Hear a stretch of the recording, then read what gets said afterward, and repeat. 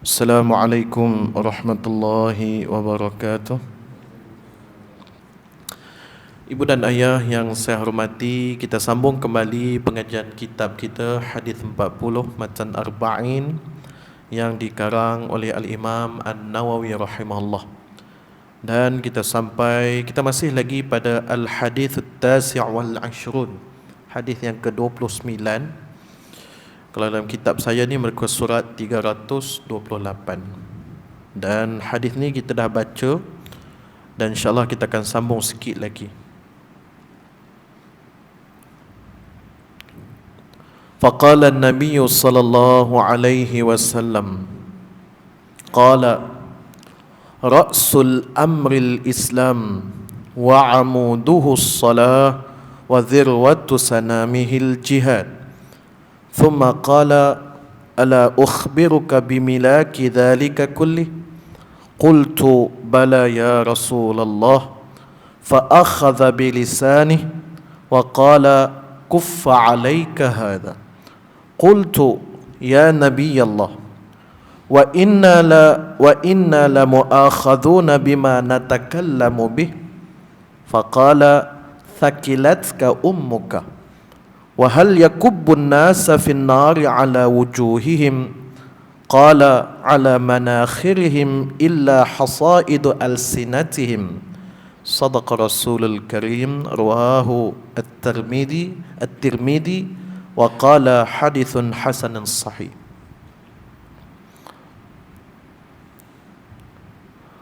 Maka kata Nabi sallallahu alaihi wasallam, kepala pekerjaan ialah Islam dan tiang-tiangnya ialah salat dan puncaknya ialah jihad. Kemudian ia bersabda, adakah engkau suka aku khabarkan kepada engkau penguasa bagi yang demikian itu semuanya? Kataku, baiklah ya Rasulullah. Lalu ia memegang lidahnya seraya berkata, cegahlah ini, kataku. Cegahlah ini, kataku, ya Nabi Allah.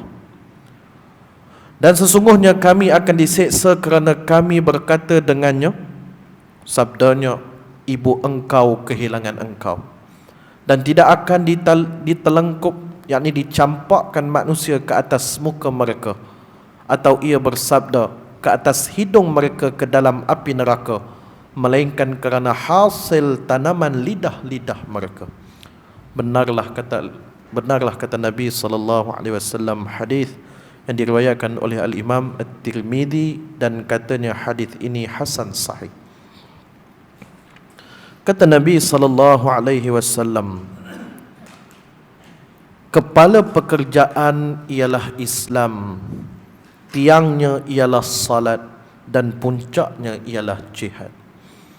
Ibu dan ayah yang saya hormati, hadis yang ke-29 ini adalah satu hadis yang di mana Nabi menitipkan pesanan kepada Mu'adz bin Jabal radhiyallahu taala an, yang di mana beberapa perkara yang disebut dalam hadis ini seperti yang kita telah sebut pada kuliah kita sebelum daripada ini, sehinggalah Nabi SAW sebut kepada Mu'adz, wahai Mu'adz, hendakkah aku khabarkan kepada engkau apakah kepala pekerjaan tiangnya dan puncaknya?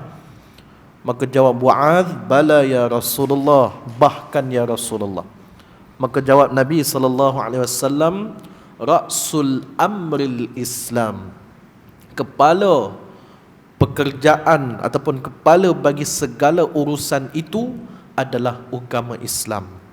Seperti yang kita dah sebut, bahawa setiap perkara yang kita lakukan mesti diletakkan agama di hadapan. Apa sahaja benda yang kita buat, agama mesti didahulukan daripada perkara yang lain.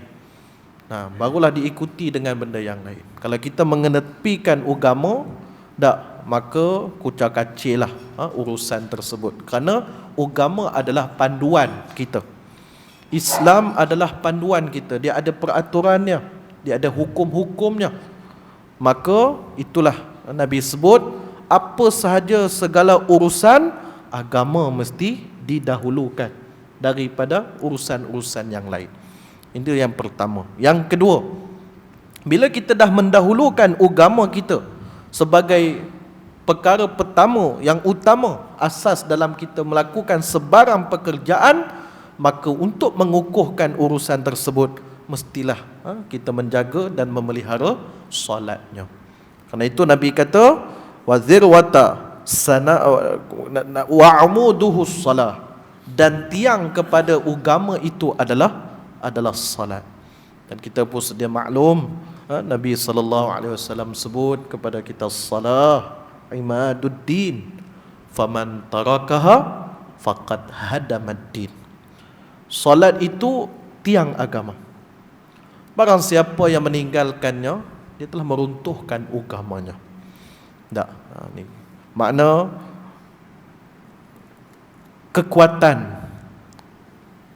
kekuatan seseorang Muslim itu adalah dilihat daripada sejauh mana dia memelihara salatnya. Allah fardukan salat kepada kita 5 waktu, yang di mana merupakan kewajipan yang mesti kita kena laksanakan. Susah macam mana sekalipun diajar kepada kita, wa imma kita sakit pun juga diajar kepada kita macam mana salat bagi orang uzur. Tak boleh nak berdiri, boleh duduk. Boleh nak duduk, boleh baring, kan, boleh mengiring, sampaikan guna kelopak mata. Sampai tahap begitulah. Makna kata, selagi mana dia mampu lagi nak salat, dia kena salat. Tak ada istilah kata tak boleh lagi nak salat. Tak ada.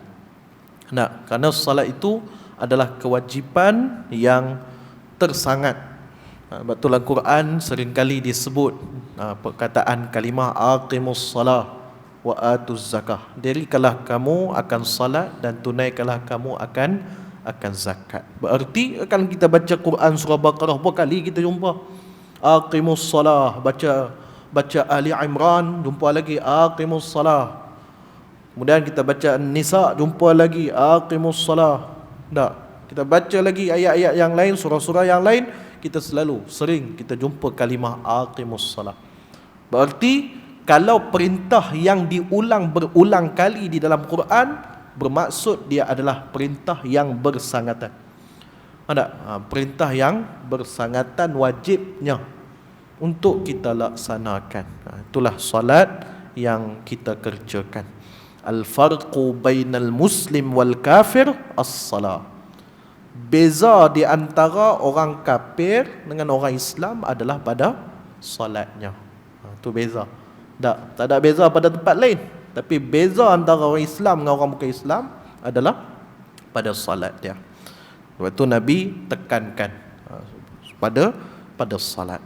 Dan apabila kita memelihara salat, menjadikan urusan agama sebagai perkara paling utama dalam kita melakukan apa sahaja kerja kita, maka puncaknya adalah wazir watasanamihil jihad, kata Nabi. Puncak bagi segala urusan tadi ini adalah jihad. Ibu dan ayah yang saya hormati, jihad adalah perkara yang merupakan paling kemuncak kepada amal kita, adalah jihad. Kalau kita menelusuri sirah perjalanan kisah Nabi SAW, kita lihat peristiwa hijrah berlaku selepas daripada peristiwa Isra wal Mi'raj. Mula-mula berlaku peristiwa Isra Mi'raj, lepas tu barulah berlaku peristiwa hijrah. Baik, maka kenapa peristiwa hijrah itu hadir setelah daripada peristiwa Isra wal Mi'raj? Kalau kita buka kitab fiqh sirah yang dikarang oleh Syahid Dr. Sa'id Ramadan Buti rahimahullah, kisah penghijrahan Nabi berlaku selepas Isra kerana ada beberapa sebab. Isra wal Mi'raj berlaku, yang pertama Isra wal Mi'raj dulu berlaku disebabkan kerana Allah nak menghiburkan hati Nabi. setelah Allah hilangkan dua insan yang Nabi sayang. Siapa dia? Abu Talib dan juga Khadijah. Tak. Sehingga kan pada tahun tersebut disebut dengan tahun Amul Hazan ataupun tahun duka cita. Lepas daripada tu Allah hiburkan hati Nabi dengan berlakunya Isra wal Mi'raj. Baik. Habis peristiwa Isra wal Mi'raj, Nabi balik. Kemudian cerita dekat orang musyrikin Mekah. Ada yang terima, ada yang tak terima tentang kisah Isra wal Mi'raj Nabi itu. Tak. Kemudian ada yang menerima, pada asalnya mereka adalah Islam, tapi bila mana mereka dengar kisah Isra wal Mi'raj, mereka kembali kepada agama yang asal. Sebab tak percaya dengan kisah tersebut. Tak. Sehinggalah orang yang benar-benar bersama dengan Nabi, setelah ditapis demi tapis, maka berlakulah kemuncak paling besar sekali adalah penghijrahan. Hijrah ni, ibu dan ayah yang saya hormati, bukan senang. Nak tinggal kampung halaman, nak tinggal rumah, kambing, lembu, itik, kebau, kan senang nak tinggal tu. Tak. Kemudian kerana perintah dan perlu melakukan penghijrahan. Dan berhijrahnya kaum muhajirin daripada Mekah ke Madinah itu merupakan suatu perkara yang paling besar sekali dalam agama. Kerana nak meninggalkan kampung halaman, nak meninggalkan tempat lahir Nabi, naik di satu bukit, Nabi pandang ke arah Kaabah. Lalu Nabi sebut, fa wallahi, demi Allah, kalau kerana bukan musyrikin buat apa ke atas aku takkan tinggal bumi Mekah. Nabi tengok Kaabah. Kalau bukan kerana musyrikin Mekah buat apa dekat Nabi, Nabi takkan meninggalkan Mekah. Kerana sayangnya Nabi ke Mekah tu. Tempat lahirnya, tempat dibesarkannya, tempat bermain dia, Nabi. Di situlah adanya Abu Talib, di situlah adanya Khadijah, tempat yang membina kenangan yang banyak kepada Nabi. Lalu Nabi berhijrah daripada Mekah dan duduk di Madinah, menetap di Madinah, wafat dan dimakamkan di Madinah. Nabi sayangkan kota Mekah. Itu adalah perkara yang disebut dalam agama.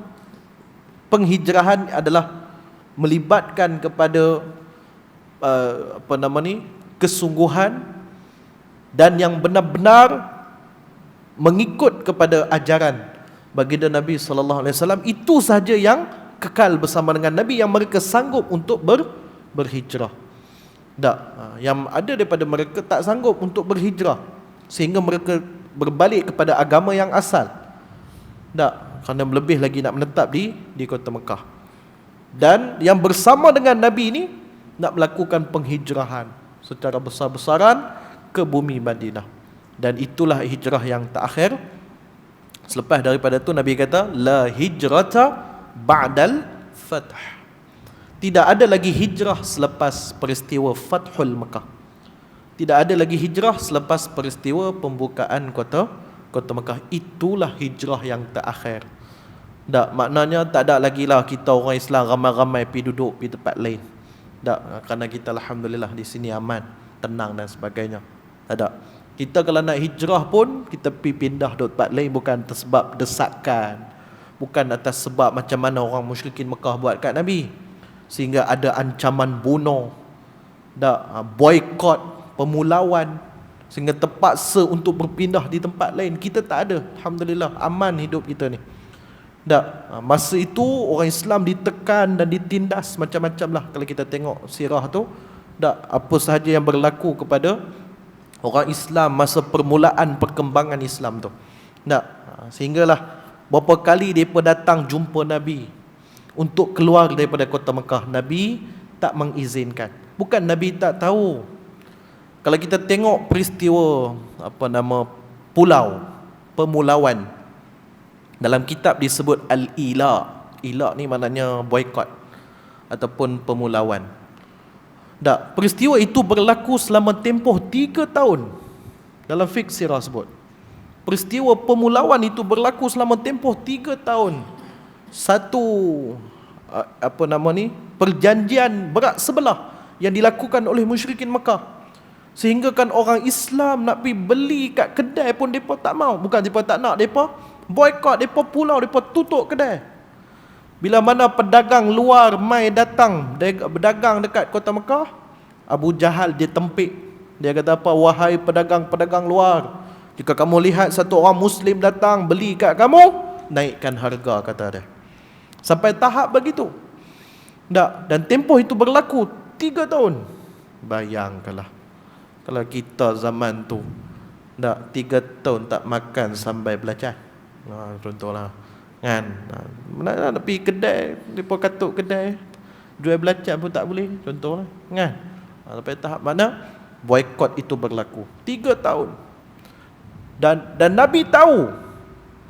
Dan berapa orang sahabat Nabi diseksa? Diseksa oleh pembesar-pembesar Quraisy, oleh musyrikin Mekah. Bilalnya diseksa.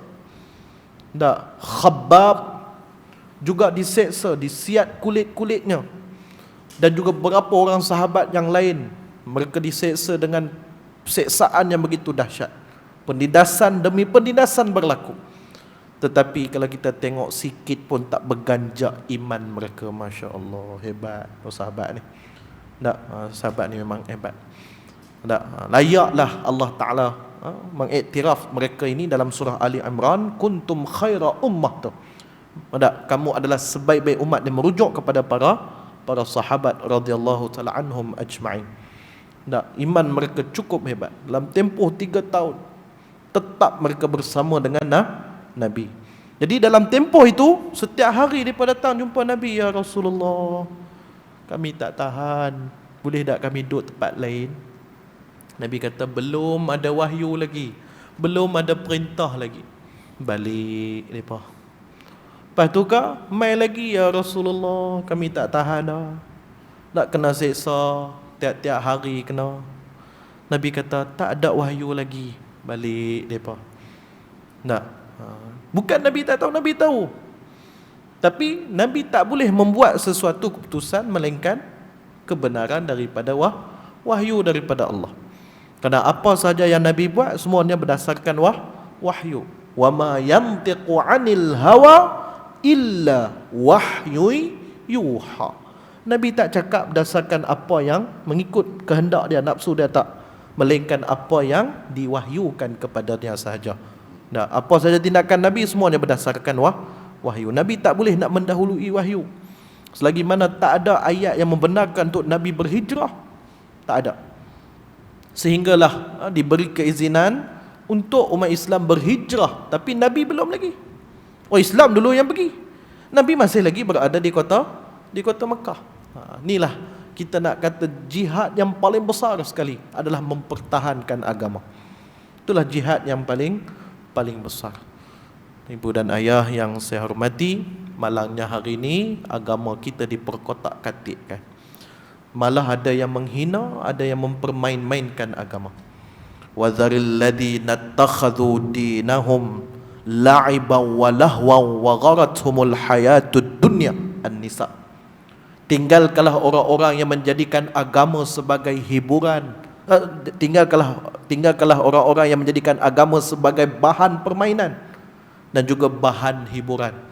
Mereka sebenar wa gharathumul hayatud dunya. Mereka itu telah ditipu dengan kehidupan dunia.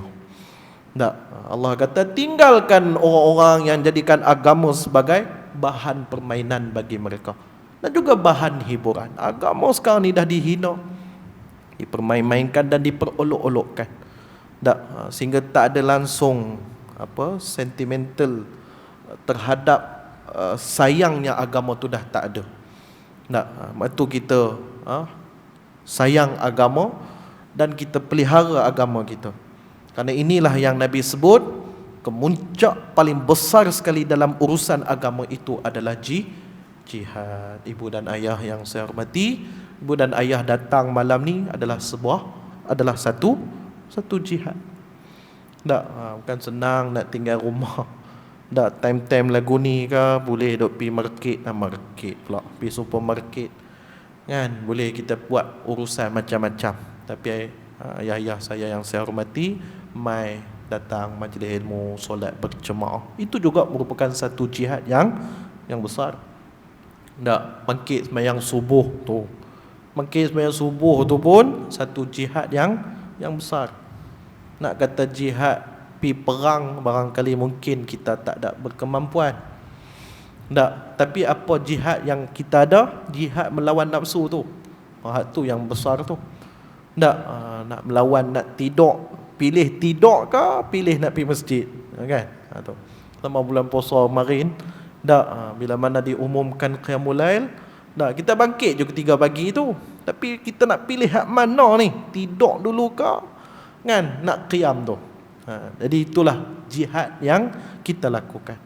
Mudah-mudahan jihad kita ini Allah Ta'ala pandang dan nilainya sebagai satu ibadah. Baik.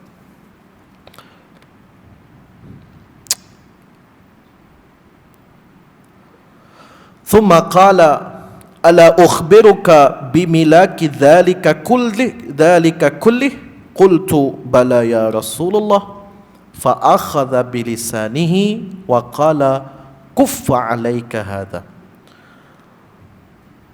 Kemudian Nabi SAW sebut, adakah engkau suka aku khabarkan kepada engkau penguasa bagi yang demikian semuanya? Alhamdulillah. Maka kata Mu'adz, bala ya Rasulullah, baiklah wahai Rasulullah. Fa akhadha bilisanih, lalu Nabi pegang lidahnya. Wa qala, maka kata Nabi, kuffa alaika hadha, pelihara ni baik-baik. Jagalah lidah kamu baik-baik. Cegahlah lidah ini daripada perkara yang tak baik. Itu makna dia. Baik.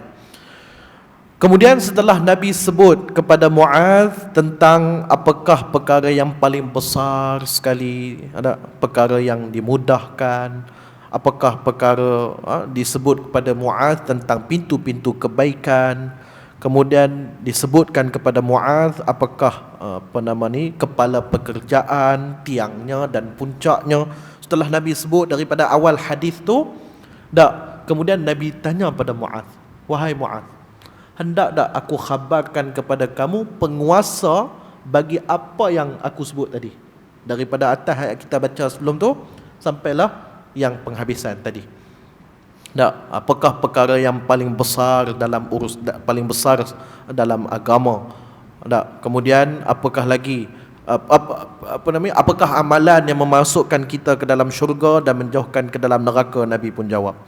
Kemudian tentang pintu-pintu kebaikan pun Nabi pun dah jawab. Kemudian ditanyakan lagi, hendak tak khabarkan pada engkau tentang pekerjaan, kepala urusan agama, kepala pekerjaan bagi urusan kita seharian. Kemudian tiangnya dan puncaknya Nabi pun dah jawab. Kemudian Nabi kata lagi, penguasa bagi semua perkara itu.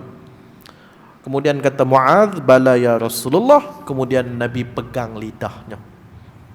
Kemudian Nabi kata, kuffa alaika hadha, cegah ni baik-baik, pelihara ni baik-baik. Baik. Ibu dan ayah yang saya hormati, lidah adalah satu anggota yang Allah Ta'ala jadikan kepada kita.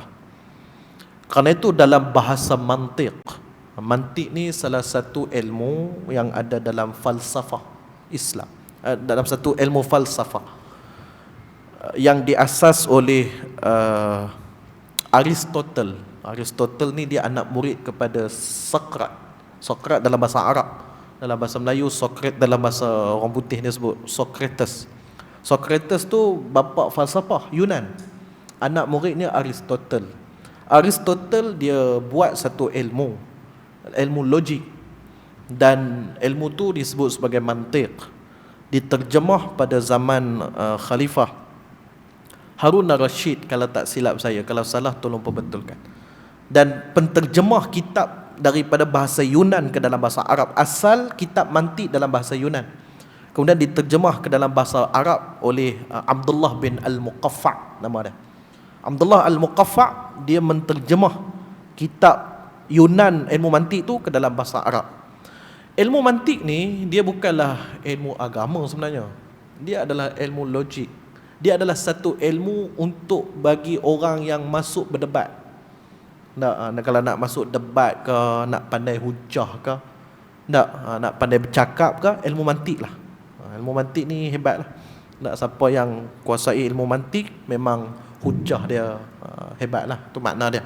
Dan ilmu mantik, dalam ilmu mantik tu, manusia disebut sebagai hayawanun natiq. Hayawanun natiq, haiwan yang pandai berkata-kata. Tu bahasa ilmu mantik. Yang disebut manusia tu sebagai haiwan yang pandai bercakap. Baik. Ibu dan ayah yang saya hormati, lidah Allah jadikannya kepada kita semua.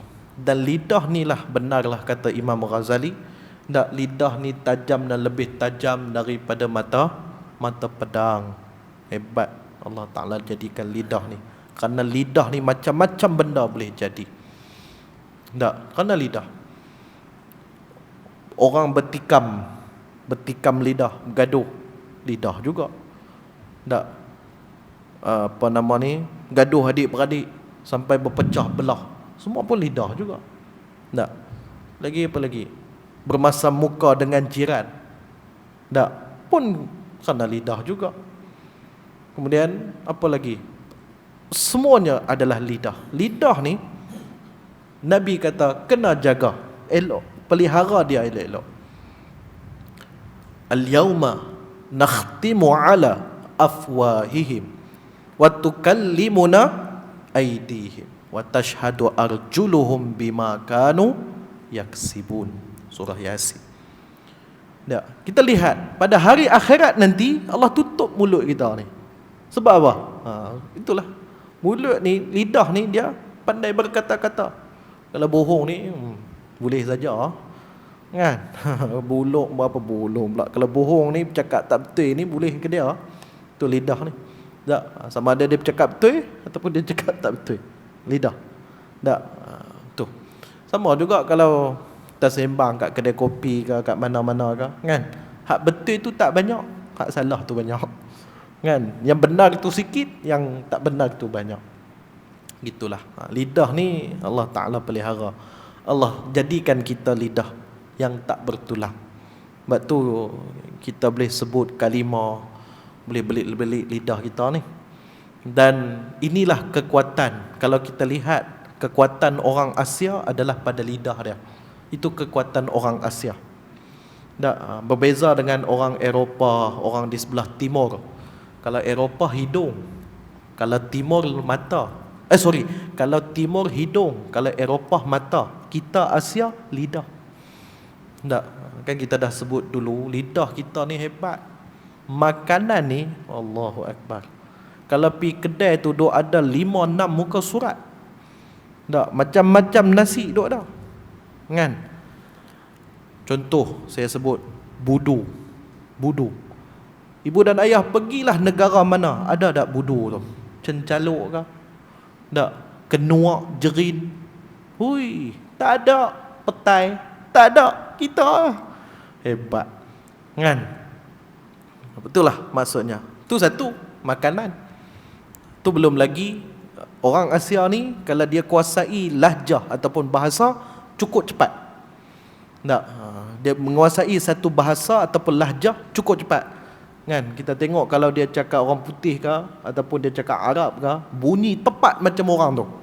Itu kelebihan kita.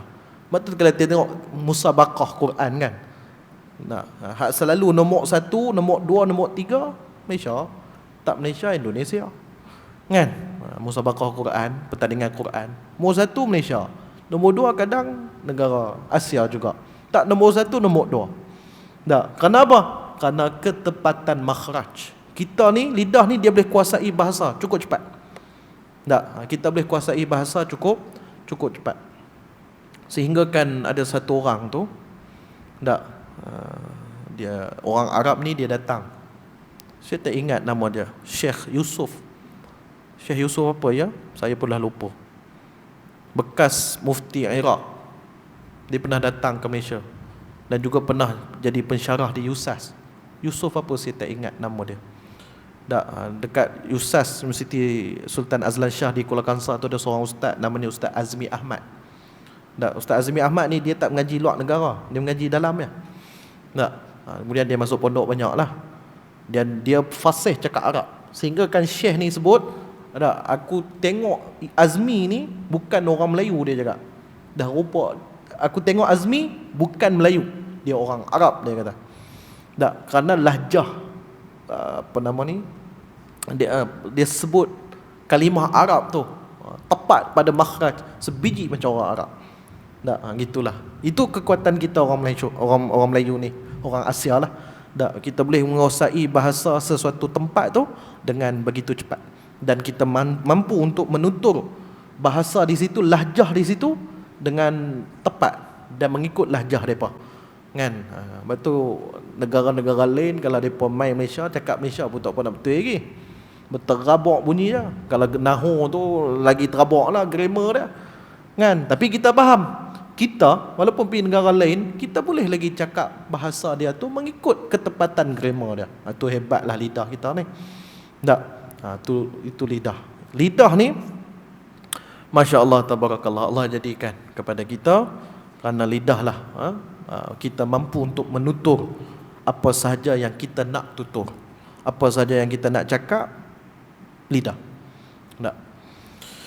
Dan mengikut kajian juga yang kita sedia maklum, lelaki ni tak banyak bercakap dalam tempoh satu hari. Dia punya kalimah dia tak banyak, berbanding dengan kaum wanita. Ibu-ibu saya, dia berbanding, dia punya works dia punya kalimah untuk satu hari tu tak banyak bercakap. Macam saya ni duk cakap kat sini ni sejam, balik rumah senyap lah. Pasal apa? Dah tak tahu nak cakap apa dah cakap habis semua dah. Dia punya kalimah tu dah habis. Kalimah tu macam kita duk menyembang lah dekat kedai kopi, dia habis kalimah tang tu dah, balik rumah tak cakap dah. Pasal apa? Dia dah habis dah, semua kalimah dah keluar. Hari tu dia punya kota tu dah habis. Kan? Sebab itu ikut kajian tu lah. Laki ni memang kita dengan anak pun tak cakap banyak. Anak kita cakap sekali je. Semayang belum? Belum lagi bah, pergi semayang dekat tu ya. Kan? Tak ada merepek lain lah. Tapi kalau isteri kita, dia panjang lagi lah dia punya syarahan dia tu. Kita cakap sekali direct terus lagu tu. Kerana memang Allah jadikan perbezaan di antara lelaki dan perempuan itu ada beza dia. Dan itulah sebab Nabi kata lidah ni dia menguasai semua benda. Termasuklah anggota kita. Apa yang dituruti oleh anggota semuanya datang daripada lidah kita. Sebab Nabi suruh jaga lidah. Kemudian kata Mu'adz, ya Nabi Allah, sesungguhnya kami akan diseksa kerana kami berkata dengannya.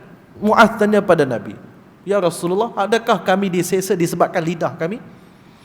Kemudian Nabi kata, thaqilatka ummuka. Ini adalah satu kalimah yang disebut oleh orang Arab untuk menyatakan penegasan. Ibu kamu, ibu engkau kehilangan engkau. Thaqilatka ummuka. Bukanlah nak cerita Nabi sebut satu perkataan yang tak baik, ataupun perkataan kesat, tidak. Tapi nak menunjukkan penegasan. Orang Arab ni, mereka paling pantang sekali ibu. Mereka paling pantang. Pernah masa saya belajar dulu, tempat saya tu memang kadang sering bergaduh. Orang Arab ni banyak kali bergaduh kat tempat saya lah, tempat saya mengaji tu. Sampaikan polis turun truk macam perang tu. Sampai bakar kedai. Pasal perempuan je. Kacau dekat universiti. Lepas tu dia meleret sampai ke pekan. Kan sana kan dia kuat Ailah. Ailah ni maknanya dia kuat dari segi kekeluargaan tu. Kan mereka ada belakang tu As-Surairah, macam kita ni lah, Al-Atas apa semua tu lah. Mereka kuat benda tu. Dan mereka tak boleh kacau kalau keluarga ni kacau, satu keluarga ni habis. Selagi mana keluarga ni tak minta maaf, selagi itulah mereka akan berperang. Tak, terutama macam tempat saya tu, berapa kali sepanjang 5 tahun saya duduk kat sana, berapa kali dah berlaku sampai mereka tembak gas pemedih mata tu. Tak, gas pemedih mata tu mereka tembak, tapi tak kuat dia punya tu. Kita Malaysia lagi kuat. Sebab saya sendiri rasa kan, tak kuat sangat. Pedih-pedih juga tapi tak kuat lah. Kita Malaysia ni lagi kuat dia punya dos dia tu kan. Sampai tahap macam tu lah. Sampai satu hari tu berlaku ni, mereka bakar taman dekat jamiah saya, dekat universiti saya tu ada satu taman, ada pokok-pokok semua. Mereka bakar pokok tu, bergaduh pasal soal perempuan je. Tak, sampaikan mereka terpaksa panggil ibu yang mengamuk ni, mai. Tak, dia punya mengamuk, mak dia mai, reda terus. Petahak aku tu. Sebab tu mereka kalau bergaduh berperang, mak mereka ni cakap guna mic lah. Tak, bahasa dia lebih kurang, dah lah tu. Tak payahlah duk berperang sama-sama, bagi nasihat lah. Tak, reda terus. Mereka lemah tang ibu. Orang Arab ni lemah dekat ibu. Tak, dekat ayah dia kurang sikit. Bila kita tanya pasal apa lemah tang ibu, pasal hadis Nabi tu. Oi, mereka pun tahu juga. Tak, pasal hadis Nabi 3 kali Nabi sebut tentang ibu. Pak sekali lah, ibu 3 kali. Tu sebab mereka berat kat ibu tu. Tak, habis nak cerita, memang orang Arab ni kalau ibu saja cukup mereka jagalah. Sama juga Nabi sebut thaqilatka ummuka. Nabi nak menyatakan satu ketegasan yang paling besar, satu ketegasan kepada Mu'adz bin Jabal. Sebab Mu'adz tanya, ya Rasulullah, adakah kami masuk neraka disebabkan lidah kami? Lalu Nabi sebut kalimah tersebut untuk menyatakan penegasan ayat selepasnya. Apa kata Nabi? Hal yakubbun nasa fin nari ala wujuhihim aw qala ala manakhirihim illa hasaidu alsinatihim. Maka kata Nabi, dan tidak akan ditelangkup, yakni dicampakkan manusia ke atas muka mereka atau ke atas hidung mereka ke dalam api neraka, melainkan kerana hasil tanaman lidah mereka. Makna Nabi nak tegaskan bahawa lidah ni cukup bahaya. Kalau kita tak jaga dia, asbab daripada dimasukkan ke dalam neraka. Wa'iyadzubillah. Tak. Kenapa banyak individu itu, banyak seseorang itu menjadi penghuni neraka? Kerana lidah mereka, hasil daripada lidah mereka. Ibu dan ayah yang saya hormati, sama-samalah kita menghayati firman Allah dalam surah As-Saff ayat 2 dan ayat 3. Ba'da a'udzu billahi minasyaitonir rajim. Ya ayyuhalladzina amanu lima taquluna ma la taf'alun kaburat maqtan 'indallahi an taqulu ma la taf'alun. Sadaqallahul azim. Wahai orang yang beriman, janganlah kamu bercakap satu benda yang kamu tak buat. Besarlah kecelakaan di sisi Allah sesuatu yang kamu mengatakan sedangkan kamu tidak melakukannya. Tak. Firman Allah Subhanahu wa taala surah As-Saff ayat 2 dan ayat 3 ini memberi kesan yang besar sekali kepada kita, terutamanya yang dua atas ni lah, terutamanya. Tak. Jangan kita mengatakan sesuatu benda yang kita sendiri tak buat. Hak ni benda yang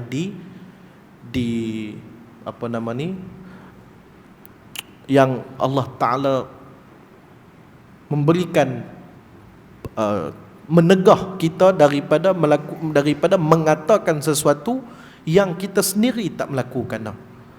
Sehingga kan Allah kata kaburat maqtan 'indallahi an taqulu ma la taf'alun. Besar kecelakaan di sisi Allah orang yang mengatakan suatu benda yang dia sendiri tak buat. Hanya kata tapi buat tu tak. Tak. Kerana itulah ibu dan ayah yang saya hormati, apa yang kita sebut mestilah kita tunaikan dengan perbuatan kita. Kalau suruh orang lain semayang sunat, kita pun turut kena semayang sunat. Kalau suruh orang lain qiyam, tak. Sedangkan dia terbongkang tidur kat rumah, mana tak kena lah tu. Dia suruh orang lain qiyam, dia sendiri tidur, kan, tak kena. Jadi apa yang dia cakap tak sama dengan perbuatan dia. Hak inilah yang diselar oleh Allah Subhanahu Wa Taala. Allah menyela, bukan selar, Allah menyela bagi perbuatan orang-orang yang melakukan perbuatan sedemikian. Tak, ibu dan ayah yang saya hormati, mudah-mudahan kita sama-samalah memelihara ibadah kita, memelihara amalan kita, memelihara lidah kita daripada melakukan perkara yang mendatangkan kemurkaan Allah Subhanahu Wa Taala. Baik itu dalam hadis yang lain, hadis yang depan-depan ni Nabi kata apa? Man kana yu'minu billah wal yaumil akhir falyaqulu khaira au liyasmut. Tak, barang siapa yang beriman dengan Allah dan hari akhirat, hendaklah dia bercakap dengan baik-baik, bercakap benda-benda yang baik ataupun diam. Tak, kita rasa benda tu baik, kita cakap. Rasa benda tu tak baik, kita ambil jalan diam, sudah. Itulah makna dia. Mudah-mudahan insya-Allah hadis yang kita dengar pada malam ini dapatlah sama-sama kita mengambil manfaatnya. Hadis ini diriwayatkan oleh Imam Tirmizi dan katanya hadis ini hasan sahih. Hasan sahih ni saya cerita sikit, kita dah sebut dulu. Hasan sahih tu ada sebab. Imam Tirmizi saja yang meletakkan istilah tu. Imam-imam lain, Imam Bukhari, Imam Muslim, Abu Daud, Imam Ibn Majah, An-Nasai, mereka tidak meletakkan istilah hasan sahih tu. Hasan sahih tu hanya Imam Tirmizi saja yang meletakkan, kerana ada sebab. Sebab yang pertama, hasan sahih. Jadi mana satu? Sebab apa dia tak sebut hasannya? Kenapa? Sebab dia sebut dua hasan sahih. Ada dua. Sama ada hasan dari segi matan, sahih dari segi rawi, ataupun hasan dari segi matan, sahih dari segi rawi, hasan dari segi rawi, sahih dari segi matan. Antara dua itu. Tak, itu antara sebab lah. Sama ada rawi an tu sahih, matan tu hasan, ataupun rawi itu hasan, matan itu sahih. Antara dua itulah. Jadinya itulah antara sebab kenapa Imam Tirmizi dia menyatakan hasan sahih, insya-Allah. Jadi kita berhenti dekat ni dulu. Allahumma salli ala Muhammad. Hari ni 7 hari bulan 6 23. Terima kasih kepada ibu dan ayah saya yang sudi hadir bersama daripada awal sampai habis. Terima kasih banyak-banyak. Hanya Allah Ta'ala sajalah yang membalas setiap amal kebaikan yang dilakukan oleh ibu dan ayah saya di sini. Saya mohon maaf sekiranya saya terkasar bahasa, terlanjur kata, terlejak kata. Saya mohon maaf banyak-banyak dan saya selalu berdoa kepada Allah semoga jemaah yang selalu main masjid, yang selalu main solat berjemaah, yang selalu main mengaji, menuntut ilmu, mudah-mudahan Allah berikan kesihatan yang baik, dimurahkan rezeki, dipermudahkan segala urusan, mudah-mudahan dan diberikan kefahaman yang baik dalam memahami agama Allah Subhanahu Wa Taala. Doakan saya mudah-mudahan Allah permudahkan urusan di dunia dan juga di akhirat. Insya-Allah kita bertemu pada kuliah kita yang akan datang. Mudah-mudahan Allah izinkan dan memudahkan pertemuan kita nanti, insya-Allah. Sekian daripada saya, wallahu taala. A'udzubillahi minasyaitonirrajim. Bismillahirrahmanirrahim. Alhamdulillahi Rabbil Alamin. Wassalatu wassalamu ala asyrafil anbiya'i wal mursalin wa ala alihi wa sahbihi ajma'in. Allahumma ja'al jam'ana hadha jam'an marhuma wa tafarraqana min ba'dihi tafarraqan ma'suma. Allahumma arinal haqqa haqqan warzuqna ittiba'ah wa arinal batil batilan warzuqna ijtinabah. Wa sallallahu ala sayyidina Muhammad walhamdulillahi rabbil. Kita tutup majlis dengan baca kafaratul majlis dan surah Al-Asr.